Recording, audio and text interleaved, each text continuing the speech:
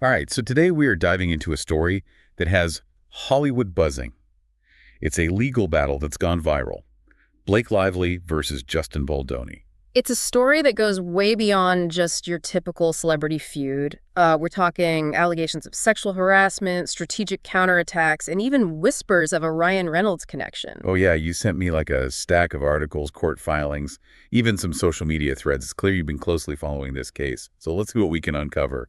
For those who haven't been glued to their screens like you have, let's just start with the basics. Blake Lively, you probably know her best from Gossip Girl, or as Mrs. Ryan Reynolds. Yeah, and Justin Baldoni, most people know him from his role on Jane the Virgin, but he's been making a name for himself, really advocating for redefining masculinity. He even hosts a podcast called Man Enough, which adds another layer to this whole situation. Yeah, this isn't just a clash of personalities.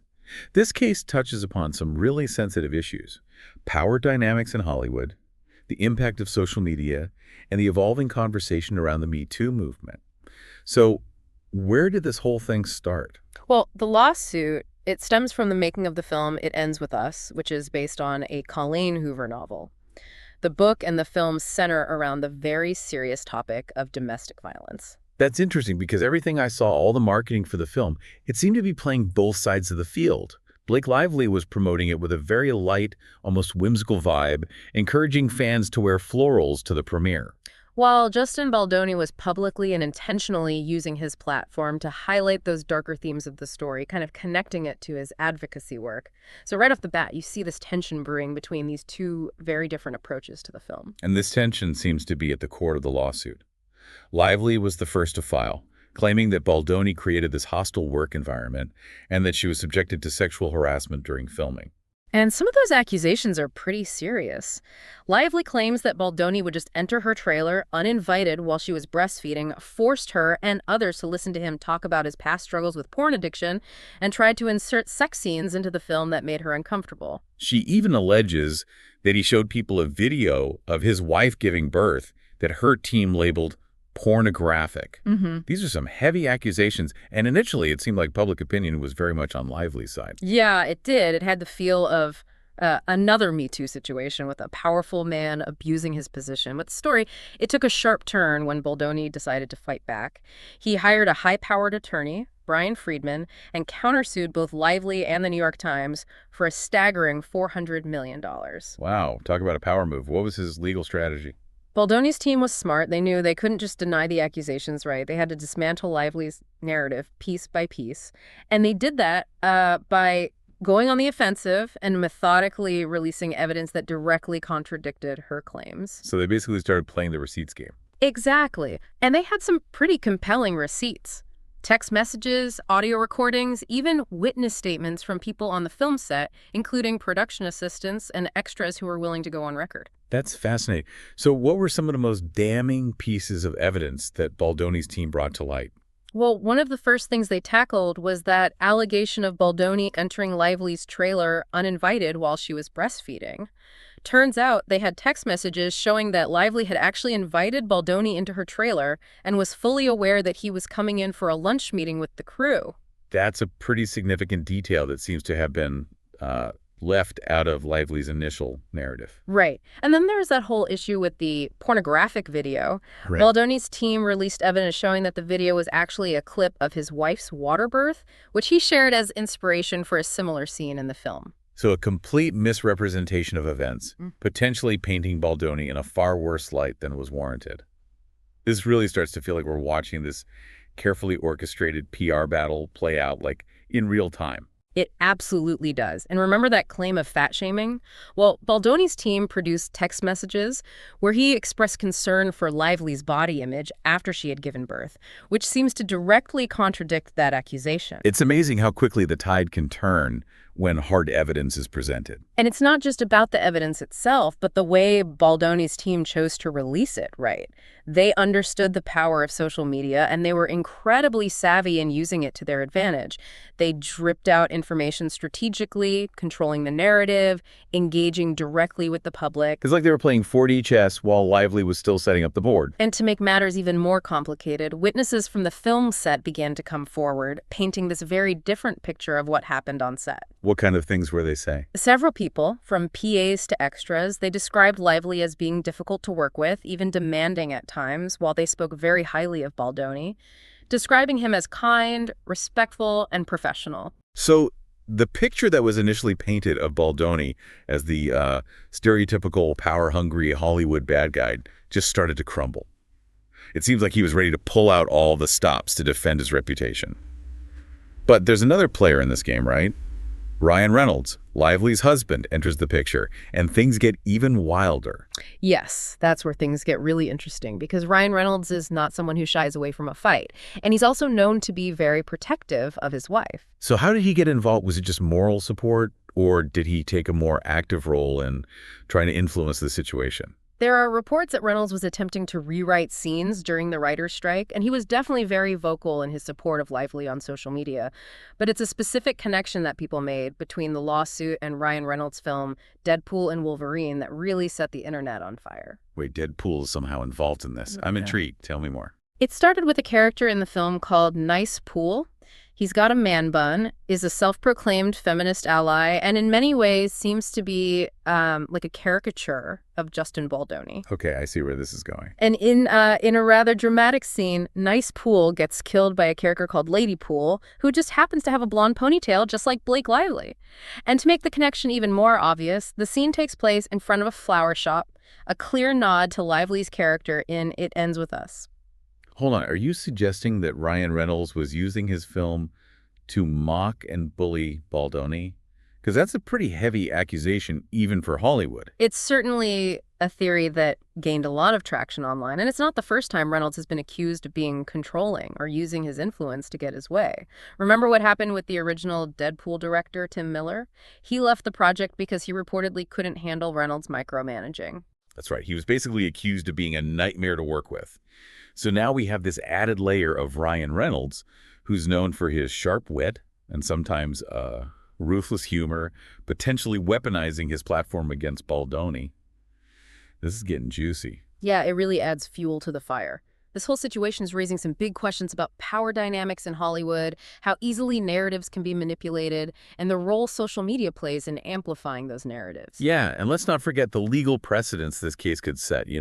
Defamation lawsuits in the entertainment industry are already complex, but this one adds layers of social media and viral trends and public opinion that could really change the game. It's like a real-life legal drama unfolding right before our eyes.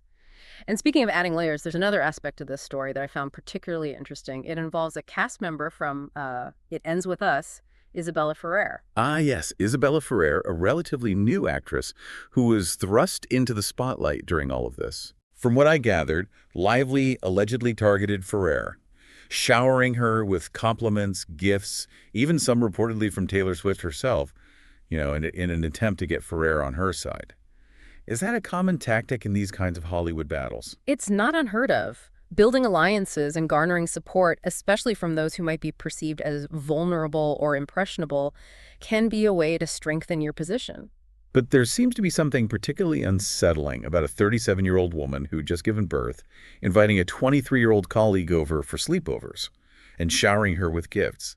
It goes beyond typical Hollywood networking, wouldn't you say? It does raise questions about the nature of their relationship and whether Lively might have been exploiting Ferrer's relative inexperience in the industry. And this alleged involvement of Taylor Swift adds another layer of intrigue. Lively often referred to Swift as her dragon and ally, but there have been whispers that their friendship is cool since this whole scandal erupted. What do you make of that? Taylor Swift is a master of controlling her own narrative. She's built an empire on carefully curated public image and fierce loyalty from her fans. How she chooses to navigate this situation behind the scenes and whether she distances herself from Lively could have a significant impact on public perception. It's like a game of celebrity chess, with each move carefully calculated for maximum impact. But this case has also become this lightning rod in a much broader cultural conversation, particularly among certain conservative circles. Yeah, there's been a lot of commentary about this case being an example of powerful women using the Me Too movement as a weapon to settle personal scores or advance their own agendas. They argue that Lively's accusations, which have been largely debunked by evidence, and her alleged manipulative behavior, are indicative of a toxic femininity that is becoming increasingly prevalent in society. But It's crucial to remember that this is just one perspective, and it's important to avoid generalizations or making sweeping judgments about entire groups of people based on the actions of a few. Absolutely. It's dangerous to use individual cases to discredit an entire movement or dismiss the very real experiences of those who've been victims of sexual harassment or abuse. This case is incredibly complex, and it sparked debates that go far beyond Hollywood gossip. But while we're dissecting the legal strategies and the social media maneuvering, it's important to remember that at the heart of this story is a film that tackles this very serious issue: domestic violence. And the film itself, It Ends With Us, has generated its own share of controversy. The attempt to balance a more lighthearted, floral aesthetic with the dark subject matter has been met with mixed reactions. Some argue that it trivializes the issue of domestic violence, while others commend it for raising awareness and sparking important conversations. It's a delicate balance to strike, and this case has only amplified those challenges. It begs the question, how can we effectively address sensitive topics like domestic violence in popular media without sensationalizing them or minimizing their impact? And how can we ensure that the voices of survivors are centered and respected in these conversations? It's not just about creating awareness, but about fostering empathy, understanding, and meaningful change. It's a tall order, and this case highlights the complexities of navigating those waters. Yeah. But stepping back from the specifics of this case, what really struck me is how this entire saga played out in the court of public opinion. It's a fascinating example of how social media has become a battleground for shaping narratives, controlling information, and influencing public perception. We saw Baldoni's team leverage social media masterfully, using it to directly challenge Lively's claims and present their own counter-narrative. They were proactive, transparent, and strategic in their use of social media, which ultimately helped them sway public opinion in their favor. And on the flip side, you have Lively, who initially relied on the traditional Hollywood PR machine, but seemed to underestimate the power of social media to shape the narrative. This case really highlights the shifting landscape of media and how those who are able to adapt and utilize new platforms effectively can gain a significant advantage. It's almost like we're witnessing a real-time evolution of how information is disseminated and consumed, with social media playing an increasingly dominant role. Yeah. But it also raises some concerns about the potential for manipulation and misinformation. Absolutely. The speed at which information travels online, the tendency for echo chambers to form, and the lack of traditional gatekeepers create an environment ripe for the spread of false or misleading narratives. This case is a prime example of how easily narratives can be manipulated, especially when amplified by social media. It makes you question everything you see and hear. It highlights the importance of media literacy, of being critical thinkers, of questioning sources and seeking out multiple perspectives. It's about recognizing that there's often more to the story than what's being presented on the surface. And it's a reminder that we all have a responsibility to be informed consumers of information, to engage in these conversations with nuance and empathy, and to avoid jumping to conclusions based on incomplete or biased information. This case is far from over. As of February 21st, 2025, the legal battle is still raging on, with Baldoni pushing for a public trial and Lively trying to keep things as quiet as possible. It'll be interesting to see how this plays out in the courtroom. But regardless of the legal outcome, this case has already had a significant impact on the cultural landscape. It's forced us to confront some uncomfortable truths about power dynamics in Hollywood, the potential for manipulation in the age of social media, and the ongoing evolution of the Me Too movement. And it's served as a stark reminder that even in a world of instant information and viral trends, truth and accountability still matter. This deep dive has been a roller coaster of information, and I have to say, I'm still processing everything we've uncovered. What stands out to you the most about this whole saga? For me, it's the power of individuals to fight back against powerful forces. Whether it's through legal action, strategic use of social media, or simply speaking out, Baldoni was able to challenge the initial narrative, shift public opinion, and defend his reputation. It's a testament to the agency we all have in shaping our own stories. That's a really powerful takeaway. And it's a reminder that we shouldn't be afraid to question the narratives that are presented to us, to seek out the truth, and to hold those in power accountable. It's a reminder that we all have a voice, and that even in the face of, seemingly insurmountable odds, we can make a difference. And this case has sparked a much-needed conversation about the evolving nature of the Me Too movement. While it undeniably brought about a cultural reckoning and empowered countless individuals to speak out against abuse, it also highlighted the complexities of navigating these sensitive issues in a public forum. It's a conversation that requires nuance, empathy, and a commitment to due process. It's not about taking sides, but about creating a space for open dialogue and understanding. And it's about recognizing that there's no one-size-fits-all approach to addressing these complex issues. Each case is unique, and it's crucial to avoid generalizations or making sweeping judgments.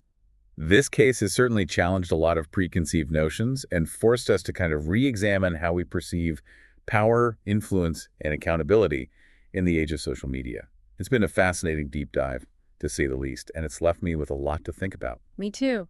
It's a story that will continue to unfold both in the courtroom and in the court of public opinion, and it will undoubtedly have a lasting impact on the way we navigate these complex issues in the years to come. Well, you've definitely given us a lot to ponder. Thanks for joining us on this deep dive into the Blake Lively-Justin Baldoni saga.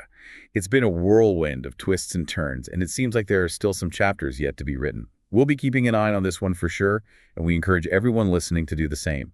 Remember, it's up to all of us to be informed, to be critical thinkers, and to engage in these conversations with empathy and an open mind. Until next time, stay curious and keep diving deep.